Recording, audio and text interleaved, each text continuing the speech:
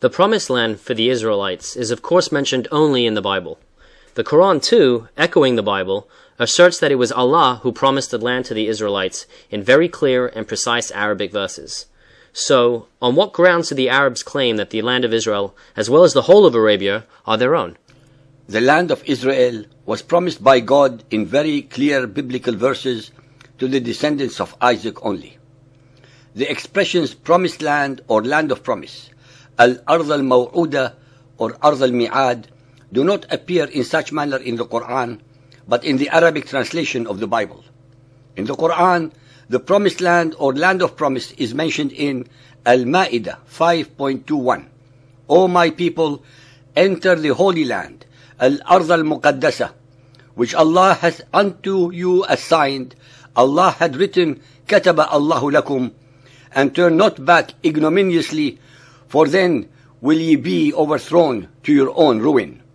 Muqaddasa, holy, is from the Hebrew Kodesh, and is not Arabic in origin, since the Arabs use the term Muharrama, forbidden, regarding their holy places. This verse is extremely important since it verifies and confirms the claim of the Jews to the land of Israel. Al-Ma'idah 5.22. They said, O Moses, in this land are a people of exceeding strength. Never shall we enter it until they leave it. If once they leave, then we shall enter. He said, O my Lord, I have power only over myself and my brother, so separate us from this rebellious people. Allah said, Therefore will the land be out of their reach for 40 years. In distraction will they wander through the land, but sorrow thou not over these rebellious people. All the Quranic verses of this surah are obviously not found in the same manner in the Bible. They are all composed, altered, and recited from Muhammad's own fertile imagination. Al-A'raf 7.137. And we made a people considered weak and of no account, inheritors of lands, al-Ard, in both east and west lands, whereupon we sent down our blessings. The fair promise of the Lord was fulfilled for the children of Israel, because they had patience and constancy, and we leveled to the ground the great works and fine buildings which Pharaoh and his people erected with such pride. By both east and west lands, the Quran affirms the biblical narrative that assigned the promised land among the 12 tribes of Israel on both sides of the river Jordan. Yunus 10.93. We settled the children of Israel in a beautiful dwelling place, and provided for them sustenance of the best. It was after knowledge had been granted to them that they fell into schisms. This is Muhammad's rephrasing of the biblical description of the promised land as a land of milk and honey. Al-Isra 17.104. And we said thereafter to the children of Israel, Dwell securely in the land, Uskunul arda. But when the promise of the final days come to pass, we shall gather you together in a motley crowd. Al-Nur 24.55. Allah has promised to those among you who believe and work righteous deeds that He will of a surety grant them in the land inheritance, لا يستخلفونهم في الأرض, of power, as He granted it to those before them, that He will establish in authority their religion, the one which He has chosen for them. Al-Rum 30.6. It is the promise of Allah. Never does Allah depart from His promise, but most men understand not.